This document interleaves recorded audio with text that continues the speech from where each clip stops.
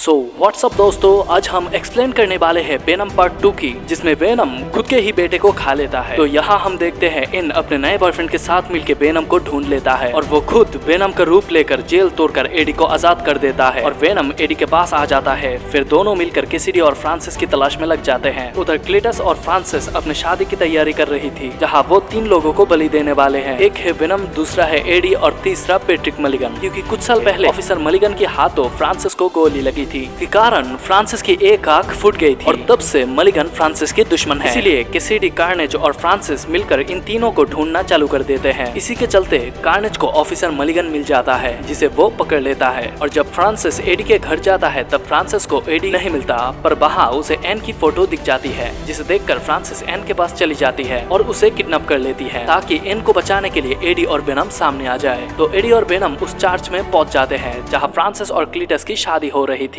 जहाँ Patrick Mulligan भी कैद था। तो एक तरफ फ्रांसिस मलिगन को मारने लगती है और दूसरी तरफ वेनम और कार्नेज की लड़ाई शुरू हो जाती है, जिसमें कैसिडी और कार्नेज मिलकर एडी और वेनम पर बहुत भारी पड़ रहे थे। इसी बीच जब फ्रांसिस अपनी शक्ति का इस्तेमाल करता है तब कार्नेज उसकी आवाज से परेशान होकर फ्रांसिस का दुश्मन बन जाता है। आपको बता दो दोस्तों, फ्रांसिस को ऊंची आवाज निकालने की शक्ति थी, जिसकी वजह से कैसिडी और कार्नेज की बॉन्डिंग कमजोर हो रही थी। लेकिन इसके बावजूद भी वो दोनों एडी और वेनम को हरा देते हैं और फिर कैसिडी एडी को तरपाने के लिए एन को मारने के पीछे पड़ जाती है। और फ्रांसिस अब कैसिडी को समझाने की कोशिश करती है कि अब वो ये लड़ाई रोक दे, पर इससे कार्नेज को बहुत ही गुस्सा आ जाता है और वो फ्रांसिस को मारने लगता है। इस कारण कैसिडी और कार्नेज में आपस में झगड़ा हो जाता है। इस मौके का फायदा उठाकर एडी और वेनम कार्नेज पे हमला कर देता है और एन को बचा लेते हैं। लेकिन कार्नेज अभी तक हारा नहीं था, वो फिर से वेनम से लड़ने लगता है। तब एडी और वेनम फ्रांसिस को उकसाकर उसके मुंह से एक जोरदार चीख निकलवाती है, जिस वजह से वो चर्च पूरा तबाह हो जाता है और क्लीटस और कार्नेज भी अलग हो जाते हैं। और तब वेनम कैसिडी से अलग हुए सिम्बिडियोट को खा जाता है, मतलब उसने अपने ही बेटे को खा लिया है, क्योंकि कार्नेज की जन्म वेनम से ही हुआ था और ऐसा वाहियात बेटा कौन रखना चाहेगा। फिर वो क्लीटस को भी मार डालता है। चर्च की तबाही में फ्रांसिस भी मर गई थी, लेकिन उधर मलिगन पे जानलेवा हमला होने के बाद भी वो अब तक जिंदा था, क्योंकि उसकी बॉडी में भी अभी एक सिम्बिडियोट आ गया था। इस सब के बाद एडी शहर को छोड़कर एक आइलैंड पे चला जाता है, क्योंकि उसने जेल तोड़कर कानून तोड़ा था, इसीलिए पुलिस वाले भी उसे ढूंढ रहे हैं। और इसी के साथ मूवी का एंडिंग यहाँ पर हो जाता है। और अब तो वेनम द लास्ट डांस यानी वेनम 3 का भी ट्रेलर आ चुका है और ये मूवी रिलीज होते ही मैं तुरंत एक्सप्लेन कर दूंगा, तो भाई प्लीज सब्सक्राइब कर लो।